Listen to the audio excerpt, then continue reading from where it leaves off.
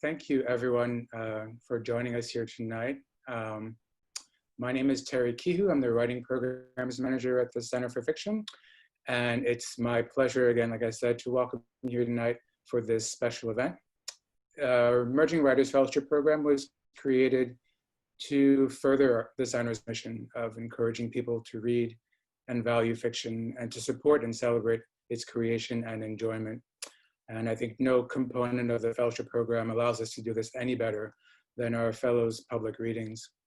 Now going into its 10th year, this 12-month program provides fellows with a grant of $5,000, an experienced editor who will revise and critique their novel or short story collection in progress, a place in our writer's studio, and meetings with editors, authors, and agents who represent new writers at monthly dinners.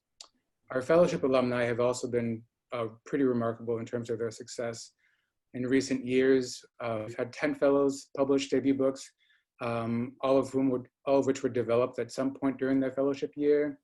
And all of these publications came from relationships that were born out of their time in the program. In other achievements, our alumni have gone on to win prestigious Whiting Award, be named a National Book Foundation 5 Under 35 honoree, and won the Sunday Times EFG Short Story Prize Award, the largest monetary prize for a short story. And this past March, our 2015 alumni, Ruchika Tomar, was awarded the 2020 PEN Hemingway Award for debut novel for A Prayer for Travelers. But more than just public books and win awards, which do make us look good, what I most appreciate about our alumni and current fellows is their involvement in the work that we do at the center. They serve as judges and readers for our fellowship and First Novel Prize and host our communal 4515 writing events.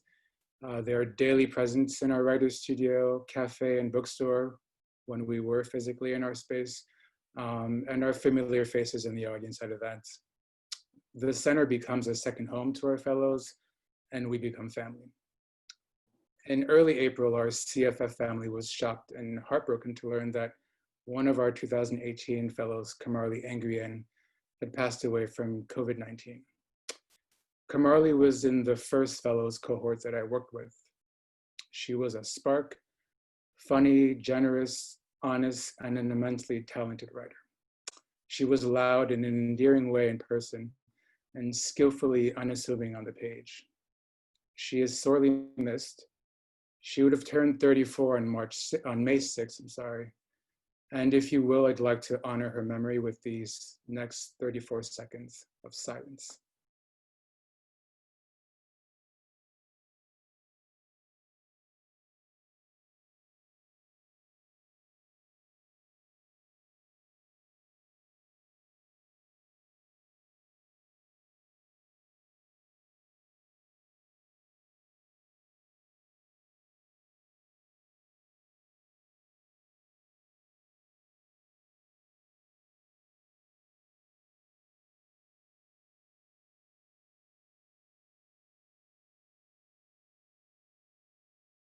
Thank you.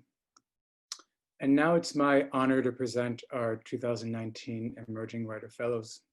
For the last 12 months, I've had the pleasure of getting to know and work with these 9 brilliant and talented writers who've brought us all here tonight.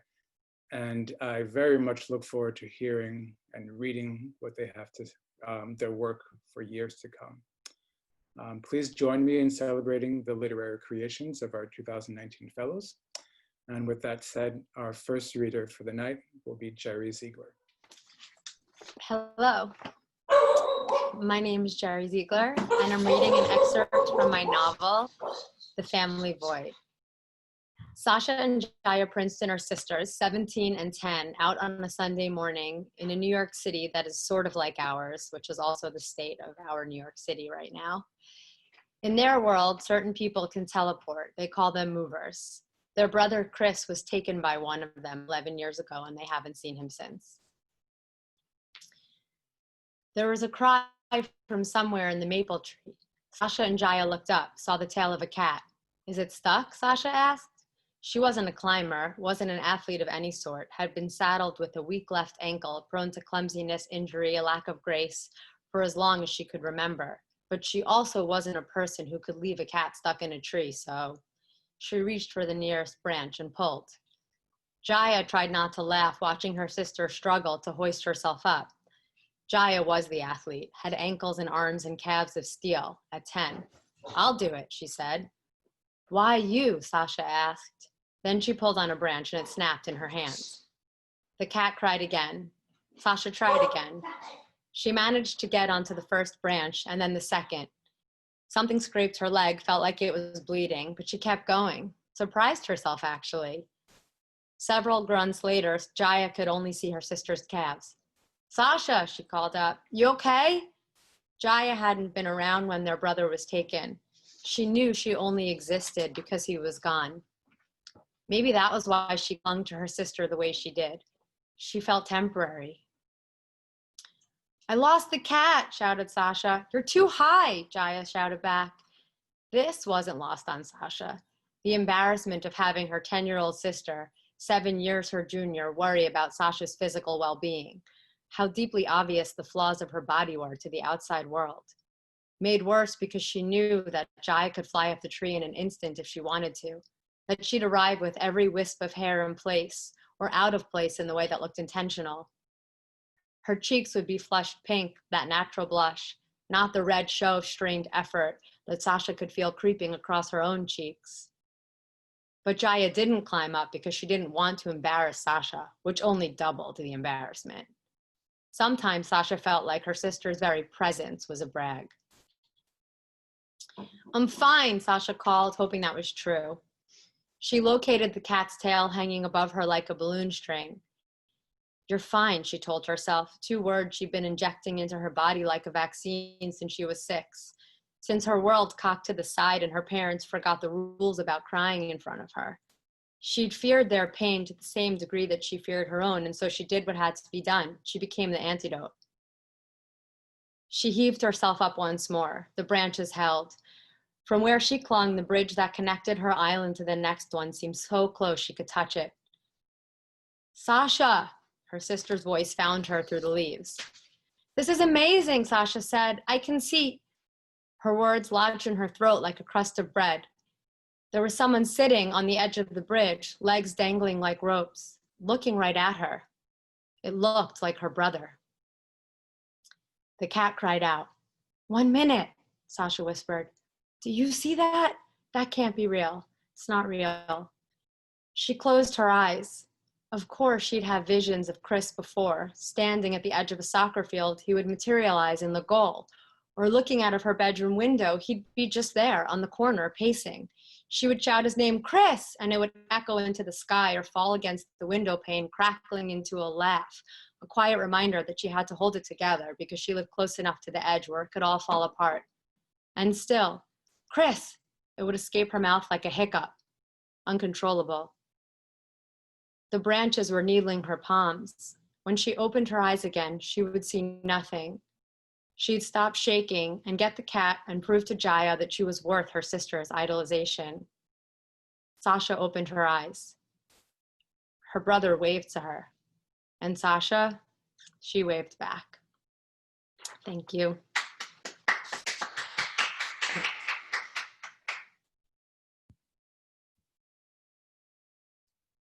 Thank you, Terry. That was great.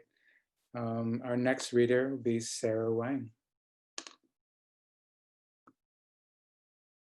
Hi, I'm Sara. I'm going to be reading from my novel.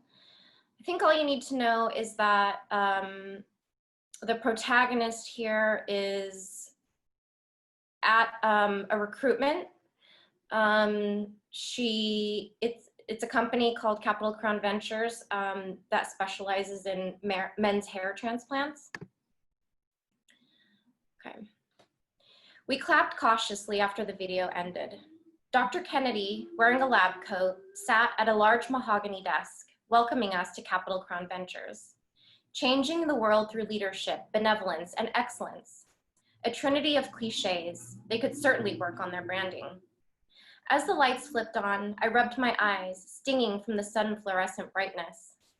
"Any questions?" Dr. Kennedy asked. He stood with his hands inside the pockets of his lab coat, hair proud and shining in the glare of the overhead lights. I raised my hand. Do you find that many clients have unrealistic expectations in regard to the results of their hair transplants, I asked? People looking for a quick fix for a problem that may have nothing to do with hair loss? Well, an unexpected question.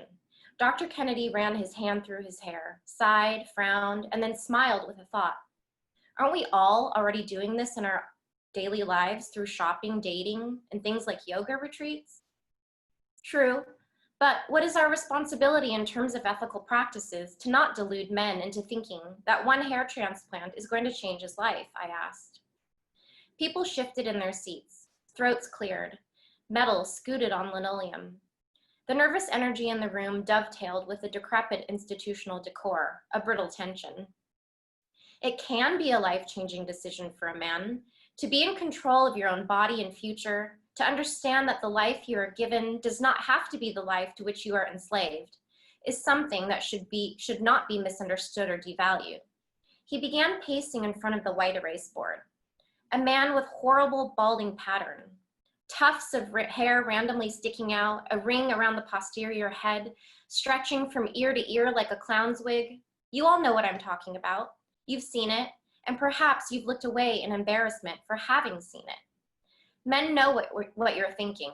We can see where your eyes are darting to in conversation. For some of these men, they walk around feeling like they have a deformity. They feel hideous.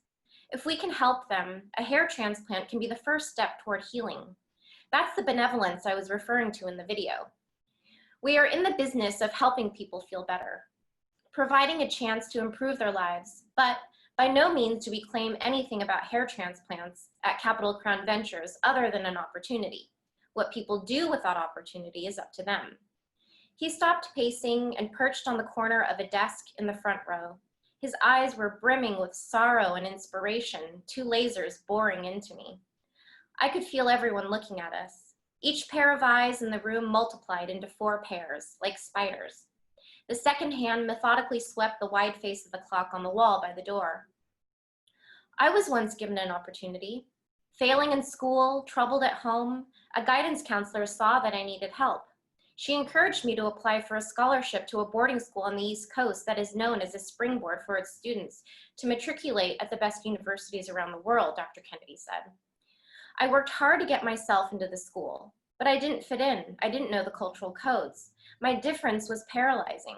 I was put on academic probation and faced imminent expulsion. The guidance counselor from home called one day to tell me something I'll never forget. Life is comprised of endless branches. Every day is a new opportunity to make a different choice. Life is not already written. You have endless opportunities to write it. Dr. Kennedy stood up and walked to where I was sitting. He stopped in front of me. He put his hand on my shoulder. "What is your name?" he asked. "Lindley." My name floated from my mouth, holding its shape as it drifted toward him. I felt the strength in his hand, transmitting into me. "Has anyone ever given you an opportunity, Lindley?" His thick brows underlined the intensity of his stare, or rather, overlined, underlining them from above. I couldn't say that anyone had they? Surely someone had at some point in my life. I twisted a section of my hair and pulled it across my nose. "My mother gave me life," I said lamely. "That is the greatest opportunity of all, isn't it?" Dr. Kennedy pointed at me with a long finger. The room was as still as a pathogenic virus lying dormant. My cheeks flushed. Heat rose and popped at the skin surface, spreading across my temples. I recognized the weight of the world, the way that crops had grown for centuries' time, the shortest sentence in the Bible, Jesus wept, the vitality of blood coursing through my body in his single, hovering finger. "It is," I answered. "I'm going to give you an opportunity, Lindley. I want you to work here with me at Capital Crown Ventures." I didn't know what to say. Did he expect an answer, as if he had just proposed? I took a deep breath and exhaled slowly, counting 1, 2, 3, 4, 5. Looking around the room, people gazed with reverence at the doctor. I floated with feeling, the chosen one. Thanks.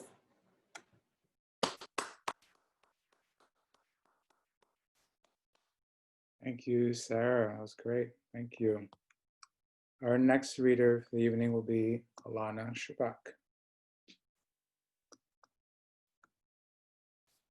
Hi, I'm Alana. I'm going to read from a short story called Iris, which will be published in the fall issue of the Massachusetts Review. Abdullah was the first to forget her. Standing at the counter with a soda and a pack of wintergreen gum, she assumed that the shop owner, with whom she prided herself on having established a rapport, it made her feel like a local, was just having a bad day. "How's everything going?" she asked as he rang her up. His eyes lifted to her face for a sliver of a moment. "Can't complain," he said. She waited for the nicety to be volleyed back to her, but it never came. She paid. He dropped the change into her palm. "Have a good one," she said. "You too, ma'am." The ma'am was startling. They knew each other's names. He knew she was a nurse at the hospital outside town, that she worked on the surgical unit. She had told him a story about a patient who requested that his leg be returned to him after it was amputated. Abdullah had said he could understand that. "It's been with you all your life, through thick and thin." The exchange had led her to wonder at what point the patient might have been willing to part forever with a part of himself. How tiny it would have to be. A foot? A toe? A kidney stone? And she knew that Abdullah's son played Little League soccer and recently had been named team captain. But, she reasoned, she and her husband had only moved to this neighborhood a couple months ago, not long enough perhaps for her to discover that Abdullah fell into dark moods sometimes, that on occasion he withdrew to a place deep inside himself. But when she returned a few days later to pick up a pint of ice cream on her way home from work, he was just as remote. "Hey," she said, trying to catch his gaze as he scanned the mocha chip. They had discussed at length the merits of various flavors. His favorite was rum raisin. How esoteric, she'd said, and Abdullah had laughed. "Everything okay?" she said to him now. "Yes," he replied, a bit warily. "Need a bag?" She told him her name again. "It's me," she said. "You remember me, right?" She chuckled a little to make it clear she was aware of the absurdity. Abdullah looked at her and squinted.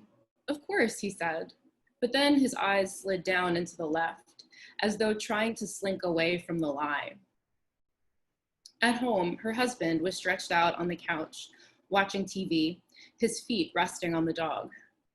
"What the fuck?" she said to him. "Abdullah totally forgot who I am." "The guy at the store?" The dog lifted her head a little and thumped her tail. "Is it possible," she said, leaving the ice cream on the kitchen counter to soften, "that he has early onset dementia or something?" "He knew me when I stopped in this morning," her husband said. "We talked soccer for like 15 minutes. He nudged the dog off the couch and pulled up his legs to make room for her. Her husband had played intramural soccer in college. He was on the short side and had a dense, compact body, a low center of gravity. His teammates had called him the human bowling ball. She shook her head. "What the fuck?" she said again. There came the feeling, a cold metal clamp applied to her stomach. Her attention floated to the unpacked moving boxes stacked in the corner of the living room and got lodged there. Still, she thought, she should ask Dr. Wong tomorrow if he'd ever heard of someone going senile as early as their 40s. "Come here," her husband said. She leaned back against his shins, and he reached forward to rub her shoulders, indifferent, it seemed, to the fact that she was still in her scrubs.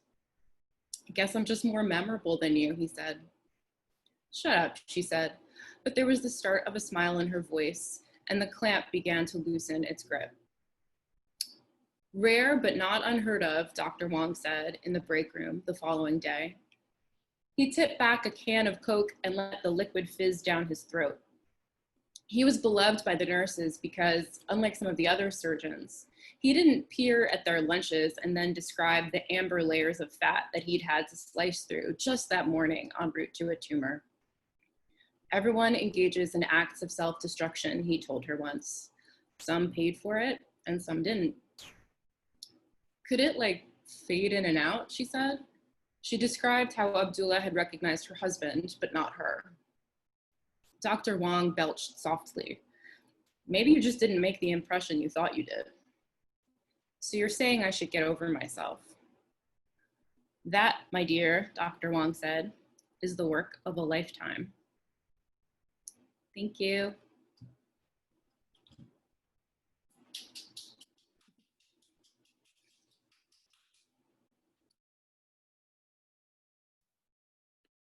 Thank you, Alana. That was great. Thank you very much. Our next reader tonight will be Misra Ahmed. Hi, everyone. Tonight, I'll be reading an excerpt from a short story titled The Scene. It's a story about visibility, silence, and belonging. Paint chips fell daily on passersby in the halls of her building. She lived on the 5th floor. To get there, she usually had to pass a cohort of middle-aged men playing dominoes outside or in the lobby, depending on the turns of the weather. Their self-imposed purpose seemed to be twofold. 1, talk smack about one another and everyone around them, and 2, keep out non-residents and have the ones they couldn't force out do odd jobs around the building in return for a temporary space to sleep. The one constant presence was the leader of this group, always seemingly preferring to guard the dimly lit lobby to sitting still in his apartment. Today he was there with one other, humming to himself and flipping through a deck of cards while his companion snored against a wall. Amira tiptoed around the snorer's extended leg and tried to walk by as young as possible, pulling up the straps of her backpack, adjusting her hijab so it sat further back on her forehead. The guard had pocketed the cards and was now preening in front of the cracked lobby mirror. Bending to find the largest reflection in the largest fragment, he checked his nostrils, teeth, patted his graying hair, caught her before she turned into the stairwell. Hey there, how are you? Early mid-50s, he was all teeth. Good, she replied, you? I'm good, sweetheart, thank you. A thin line of gray decorated the space between his nose and upper lip, whirling towards his ears. His face was smarmy and stupid. He stepped in closer. You seen Stacy today? No. Well, if she's around on your floor, could you tell her to come down to me? I got some stuff she could do. Sure. Okay, I see you later, sweetheart. He turned to greet the woman who walked in after her. Hey there. Amira took the stairs. 2 weeks prior, she had stepped on a grimy, oversized women's denim jacket in the stairwell, a leather patch on its left arm and fraying holes down the entire length of the front. She picked it up and instinctively sniffed it, as she'd seen her mother do with clothes due for laundry. It stank strongly of mildew, a sourness that reached the back of her throat and made her retch. She would see Stacy wearing the jacket a few days later. Stacy, her brown hair straight and straw-like under a steadily graying bucket hat, her long reed-like legs and skinny pants, was the building's most visible non-resident. Her face, though mostly unlined, had the look of experience. Her eyes always lowered, never making direct contact, her hands always moving. She belonged to no one and nothing, yet still removed trash from the hallways to the big bin in the lobby, rubbed the lobby mirrors clean with Windex in her sleeves. Most evenings, she found refuge in the tiny room with the garbage chute. It was above the heating system, so it was warmest in the winter. There was a smell in the air Amira couldn't quite place. She accidentally took a long sniff, and another reflexive gag rose from her stomach.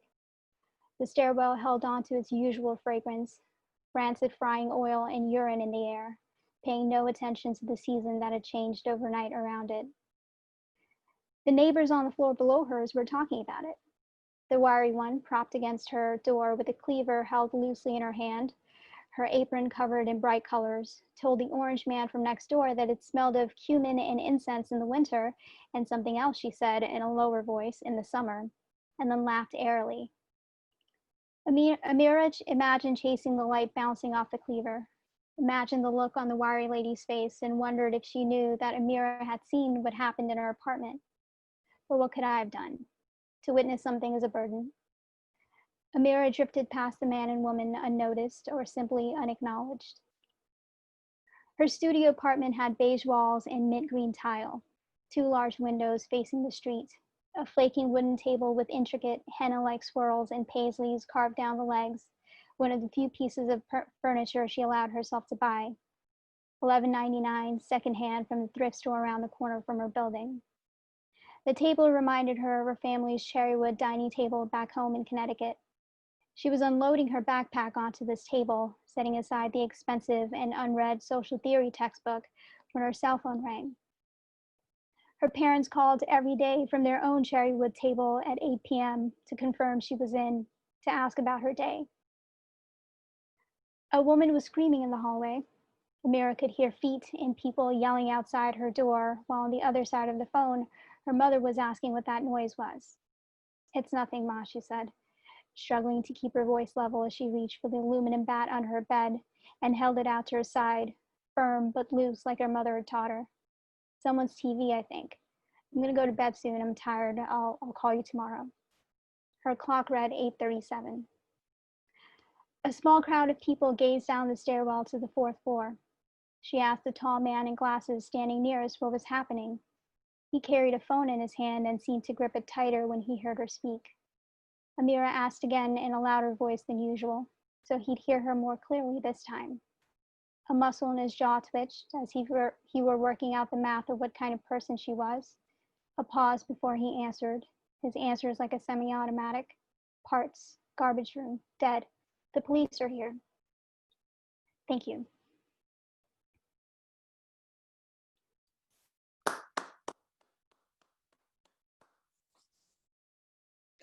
Thank you, Misra. That was great. Our next reader tonight will be Caroline Fulford. Evening, everyone. I'm Caroline Kay Fulford, and tonight I'll be reading the opening section of my new short story, Empty Nose. With eyes so large, she thought she should play them up, she explained to the doctor. And so she decided that she should do away with the rest of her face entirely. Lips, mouth, jaw. It would all have to go, please. And she wanted him to make her look smooth as an egg from her eyes to her nose on down to her neck, if he didn't mind terribly. If he did mind, as had the dozens of specialists with whom she had consulted prior to arriving at his practice, she would move on and find someone else until it was done. Her name was Erica, and she had empty nose syndrome, she explained. It was a rare condition that sometimes developed after nasal surgery, a nose job for her 21st birthday to correct the indecent flare of the nostrils with which she had been born and to boost her acting career that resulted in a drowning sensation when she tilted her head back. It was her fault for being so vain, she said, and if this were her punishment, she was prepared to take it and instead celebrate what she had. "And what I have is my eyes," she finished. "I'll keep those." All of this had flowed out of her mouth with the smooth cadence of a speech she had performed many times. And there was the brightness of a woman who could set men up for success, like she was the one cheerleading him, encouraging him to feel smart and important, to make her smile. He could not seriously think that she was sincere in her sunny airs. He was almost annoyed by it, but she was still pretty enough to carry it off. But then again, he could not understand how she could want such a crazy thing, and all the while hold herself with such delicate tension, like the shivering surface of a chilled gelatin mold.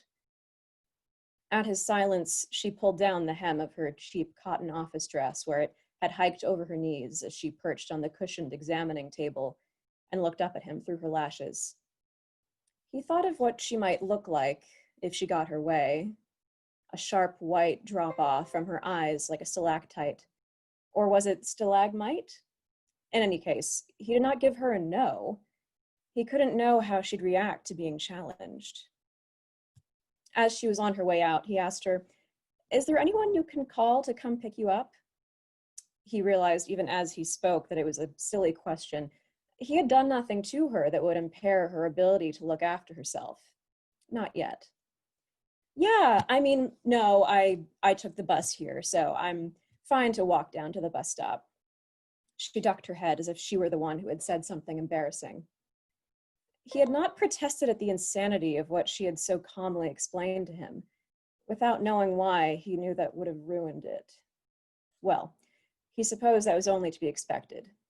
Who wouldn't mull over such a strange case, so calmly presented? Like he would be the crazy one for refusing. It took him aback. It was as if he had shown up to work one day only to find all his surgical tools had been replaced by bizarre alien instruments overnight, and he was expected to make do. He made sure to share that particular observation with his wife, who grunted an acknowledgement between merciless squeezes of lemon juice into her mouth. She was trying a new style of treatment for her type 1 diabetes, one that her endocrinologist had not endorsed. His wife listened with about as much attention as he had become accustomed to getting out of her these days. He had come to use their one-sided conversations as a sort of release valve for himself, alone. She was a psychologist, after all, or rather had been, back when she practiced. Now she spent most of her energy on her paintings. They had rapidly outnumbered any items of furniture or household appliances. She left them strewn about from the ground floor to the bedroom until they crowded their bed like a swarm of insects. He couldn't make much of her art. They didn't depict anything. They were all jagged, incontinent splashes of color and texture, shapeless blobs that scattered back into abstraction when he turned the lights on.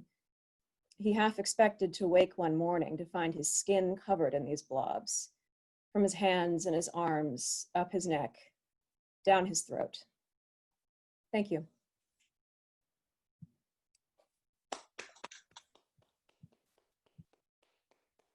Thank you, Caroline. That was great. Thank you. Our next reader tonight will be Kay Fulford. Everybody, I'm going to be reading from the beginning of a piece called Hometown Hero. Everyone was laughing at him. Jimmy knew it. They were right to laugh. Just the picture of himself on the cover, clutching the pigskin, Blue stealing it like a jerk, 20 pounds lighter with his buff guns and his fat, derpy face made him want to end himself. He was done for. He was old and wrong and out of his depth, the last lunkhead survivor of some dumb, dishonored race.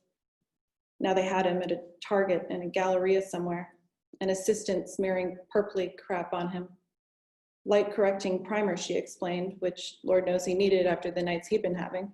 Nothing crazy, just some Vicodins and those pizzas with the hot dogs not just on top, but in the crust. Doomsday food. Damn tasty though. This was Jimmy's comeback tour, the dink fest of the century, and twice as many hangers on and helpers out as decent down-home folks come out to show him some support. And he was mad as hell about it. Jimmy was. All the people who had come to see him through the years, who'd screamed his name in stadiums, Jimmy played them all. He was a fairground huckster, a racketeer of hope. He had stopped believing his own gospel. Buck up, keep on trucking, your best days are ahead of you. Nah. Maybe people found themselves or Jesus for a while, cut out nightshades, got out of a toxic relationship. Toxic was the word that seemed to really sell him. And he had used that word so much and believed it to make it seem like whatever you were trying to get away from was a discrete thing, clear-edged, when it was just you. Nah, people felt good for a little while and then they felt bad again.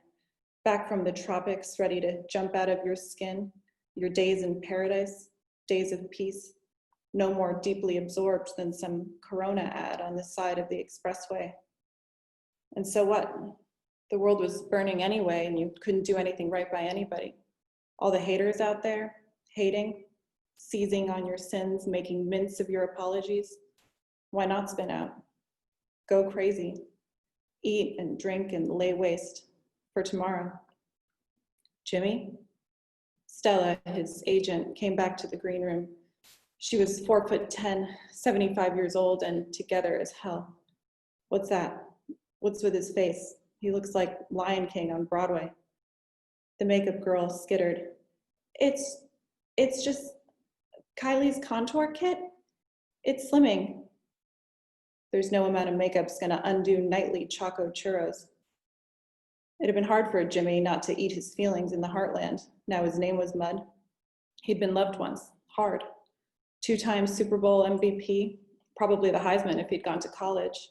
After retiring at 30, when his teammates were happy just to sit on their millions, spend the next couple decades slowly losing their minds, terrorizing their baby mamas, he'd launched a whole nother career as a motivational speaker and biohacking entrepreneur.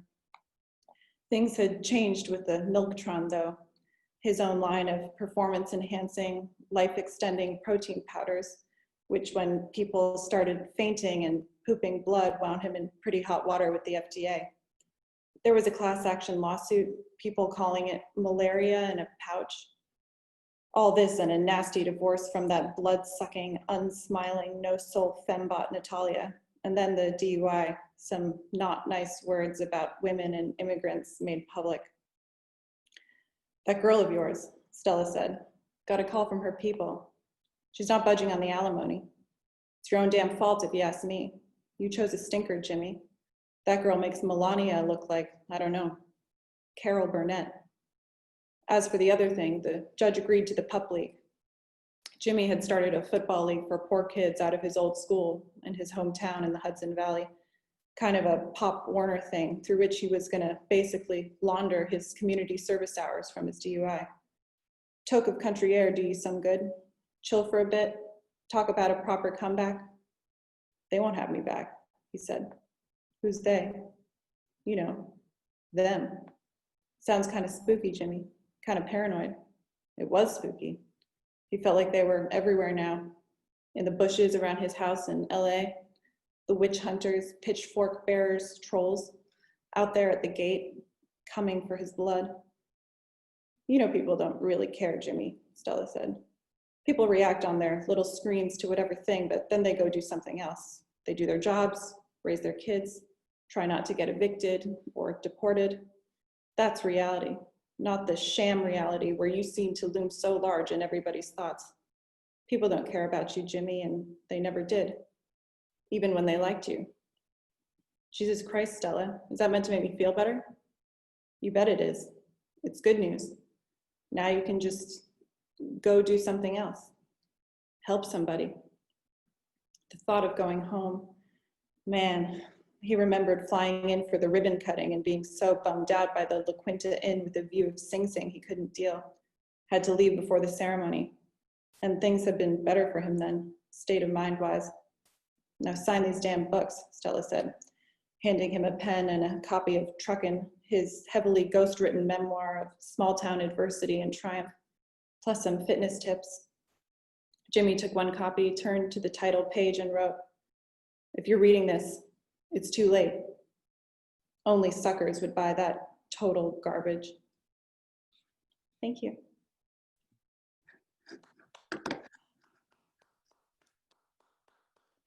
Thank you, Callie. That was wonderful. Thank you. Our next reader will be Jonathan Durbin. All right, thank you for coming. I'm going to read an excerpt from my novel. The book is a reflection on a school shooting that happened when the narrator was 16. In this scene, he's visiting his older brother in the hospital. I think that's all you need to know. At dusk, the nurses would dim my brother's lights and draw the blinds. So when I visited that afternoon, his room was dark. Even still, I could tell he'd had a good few days. They'd removed some of his tubes and his complexion had color. Jake seemed more himself, sharper, with it. I swung the television away from his bed. He pushed himself up by his elbows and feigned disgust when I kissed him on the cheek. "Tracy on duty tonight?" he asked. "I'm here to see you," I said. Yeah, I know." He gestured at his IV bag, his bedside monitors, his dinner tray with its slices of boiled carrot and plastic cup of water. "Tough to beat this." Tracy volunteered on his ward. Jake brightened when she flirted. Everyone else treated him like a grenade with the pin half pulled. My parents were the worst for that. Both of them had late meetings and Tracy was home, so I was alone with him. That was okay. For a couple of hours, we could be ourselves, not the roles we'd been assigned. Sick kid and the survivor. Here, I said, unzipping my backpack. I removed his voice recorder and tossed it to the bed. Knock yourself out. What's this? He asked. You can use it to tape your thoughts, I said, if you still have any. He turned the machine over. Mom asked you to bring it? No, I told him, and she wasn't too happy when I borrowed it. He grinned. Stole it, you mean, asshole. I laughed. He laughed back and then started to cough. Soft rattles, wheezy little hacks. I walked to the side of the bed, leaned him forward and patted him between the shoulders. Once he settled, I handed him his water and he wiped his eyes with his wrist. I'll tell Mom you came through, he said. Thanks. After that, I switched on the TV. We flipped channels until we found some movie about desert vampires and zoned out. It was long, filled with blood-red sunsets and blurry, conflicted nights, and there were too many commercials. Jake's eyes closed. His breathing deepened and grew even. Falling asleep wasn't his problem.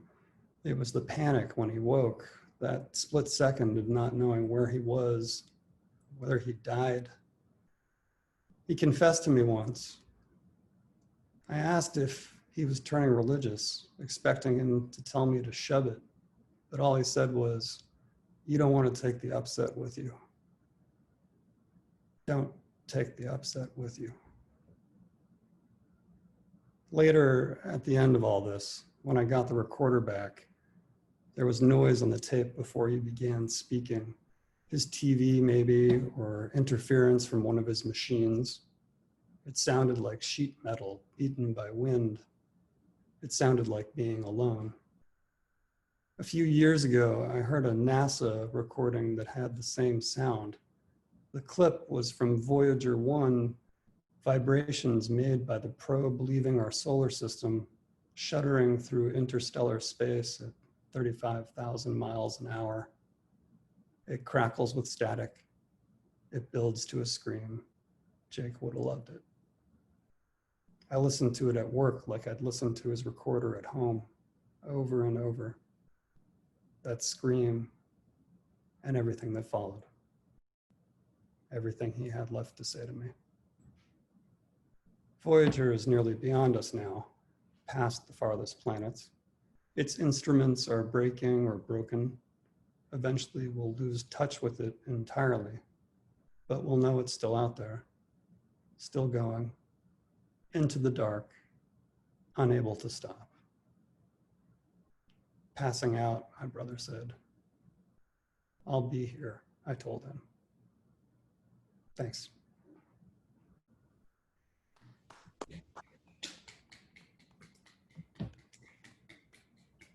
Thank you, John. That was great. Thank you. Our next reader for the night will be Brennan Coffin-Shaw.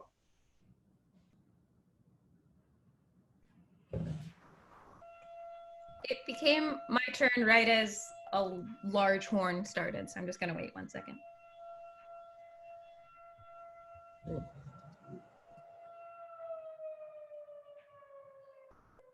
Okay. I'm Brenna. I am going to be reading the opening pages of a novel called The Undergrad. The summer I got strong was the summer I was dating a man who liked to remind me, nearly all the time, that history had ended. I gave him the benefit of the doubt, though I was pretty sure history had started back up again not too long ago. But he was older than me, and his opinions had the ring of something you ought to believe, or else.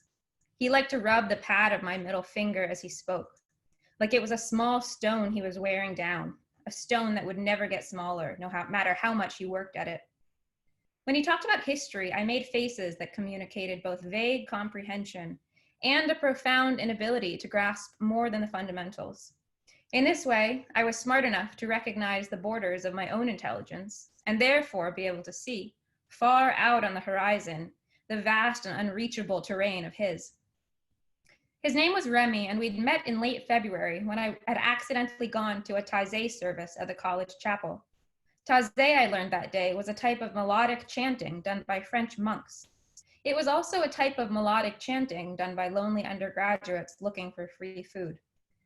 When all the chanting ended, Remy and I were the only ones left in the chapel, and we walked out of it side by side but silent, like two spies convening under darkness. I didn't have any reason to think we were going to sleep together, but then he said, "I was watching you," and put his hand out for me to shake. And after that, it felt like a near certainty. I said, "What was I doing that was so interesting?" And he said, "You seem to be having a profound religious experience. You were crying." And I said, "No, I don't think so." At the bar that night, Remy told me he was a graduate student in history, so I told him I was an undergraduate student in biology, but it came out like some horrible innuendo. "Who do you read?" Remy asked me. I told him the last books I'd really loved were a British series about girls who were always snogging everybody. In fact, all the titles had the word snog in them, so you always knew what to expect. "So you're an English major?" I laughed. "Well, what do you read?" He made an unhappy noise and said, "Every goddamn thing I read is for my dissertation." I said, "Well, what's your dissertation?"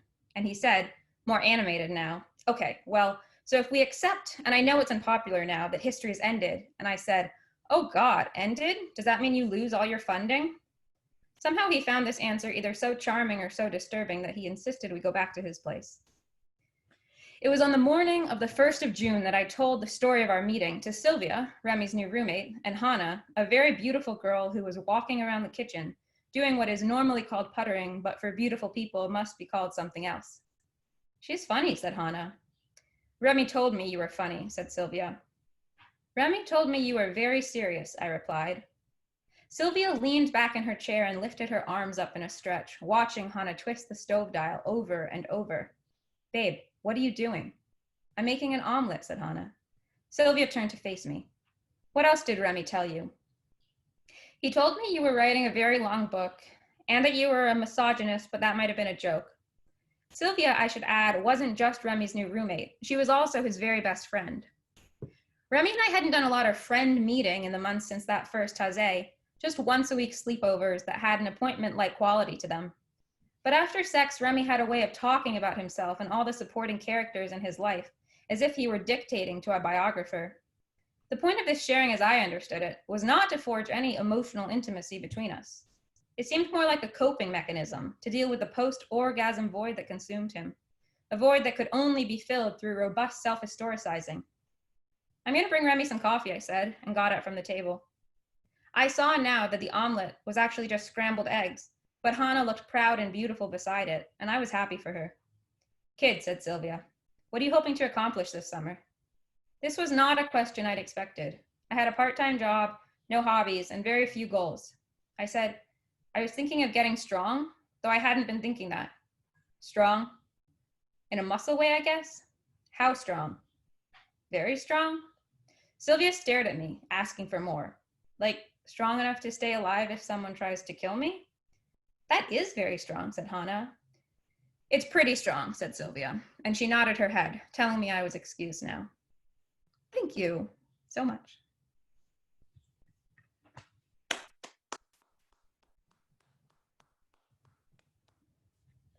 Thank you, Brenna. That was great. And now on to our last reader for the night, Corinne Brown. Hello. I'm reading two excerpts from a story called Proverbs 27:1. For some context, Spiky is a paraplegic who pulls off the theft of rare OG Jordans from twin brother collectors at his high school. Spiky is later assaulted by the brothers over these sneakers, and in this scene, his girlfriend, the narrator, is processing the attack as well as Spiky's depression, which stems from his disability. You should also know that there is strong language and references to physical violence in this.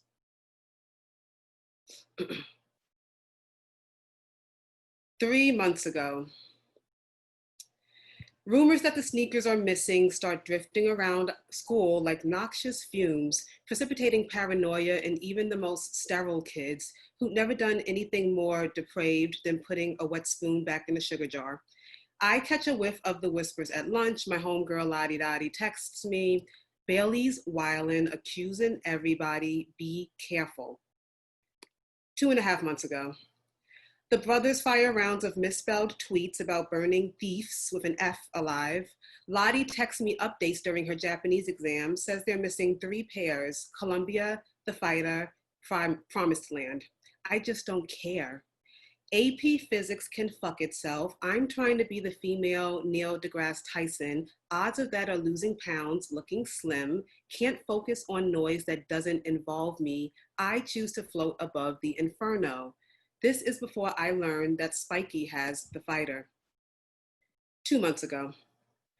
On a sunny afternoon, the brothers get inside of the apartment when Spiky's dad's at work and I'm not there, I'm at school. Spiky's home watching Jima. Never has there been a time when I wished more that Spiky hadn't left school last year because of his injuries, I know.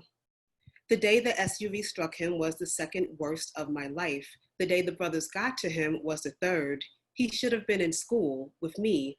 Third worst day of my life because Spiky's life is my life. This is what our love is now. I grieve the former Spiky during his depression, count seen and unseen targets on his back. Loved him cute before the accident. I cleave now. When I'm tired of his handicap and want somebody able. Care tough when he won't rise from bed or talk to even me. I love him in advance for the far off nebulous, do we have a future? Nothing seems promised, and both of us can feel unable. His dad took me out for frisbees of pancakes recently and told me to let him have his lies. What Spiky said happened. The narrator goes on to describe Spiky's version of how the brothers got into the apartment. He says his grandmother, who has dementia, let him in while he was napping, and the narrator thinks this is a lie. What I know for sure, they broke 3 of his ribs and black blued his eyes, kicked his mouth on some World Cup intensity, I imagine, because 4 of his incisors are gone. Ask Spiky though, what happened to your teeth? If you're his girl like me, he'll perform a trick. It'll only be for you. His eyes will plug into a source of forgotten electricity. Dark mood clouds will agitate and lift. He'll be incensed and ridiculous, lit 1,000 watts from within, and will remind you of who he was when you first met, before the Pathfinder made contact with his body, then dragged him for 2 blocks, destroyed his thoracic spine. If you're his girl, like me, he'll tell you lie number 3. He'll say he swung at the brothers, got them both in the gut, fell on the floor, and the floor made his teeth loose. Then he ripped the teeth out his mouth, swallowed them shits like Tylenol, blood dripping down his chin like a massacre, like his face got a pussy and a period, and told the brothers, fuck you. Okay, Spiky. He'll be fuming fluently, rapturously reliving the terror, alive again, though not for long. Proof. Be his dad, a psychologist, or a social worker. Ask Spiky what happened to his teeth. There won't be a story. His eyes will lose even its basic light. He'll tell you he doesn't remember anything, doesn't know who assaulted him. I don't want to be here, he'll state with the transparency of Jima's crystal wind chimes. Beware, you'll think, amongst the living, bound to earth with me? Or just be his girl. It's present day, you are still at war with your mother, got no plans of returning home. You are hiding from the brothers with Spiky in Queens in his aunt's vacant, roachy apartment. You have learned that roaches carry their eggs behind them in sacs connected to the abdomen.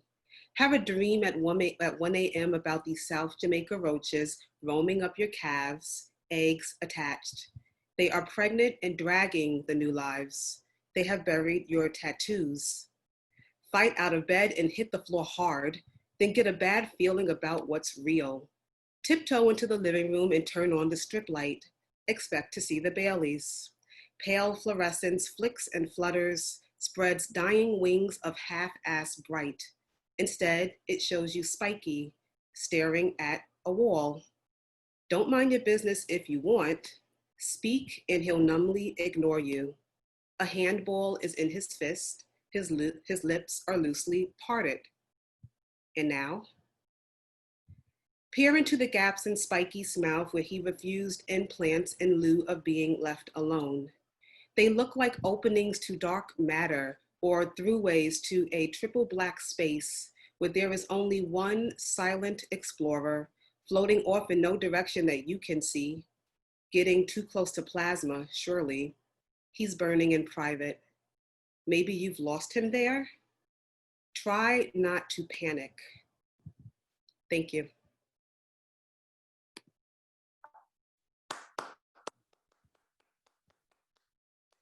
Thank you, Corinne. Would you guys unmute yourselves for a second? I would like you guys to give yourselves a big round of applause. Yay. You guys were great. You guys were fantastic. Thank you guys for sharing your work with us. It's been a great last 12 months working with you guys. Enjoy the final few days of your fellowship. I know I'll have one more chance to hang out online, but enjoy the final few days, at which point after that, you'll become alumni of the program. Audience, thank you guys so much for joining us tonight, for taking your time out of your schedules to hear these amazingly talented writers share their work with us. If we were gathered in person at this point, I would invite you guys to our bar and our center for a drink, but wherever you guys are right now, if you have a drink in your hand, alcoholic and non-alcoholic, raise your glass and toast these fellows. They were amazing. And thank you so much for joining us tonight.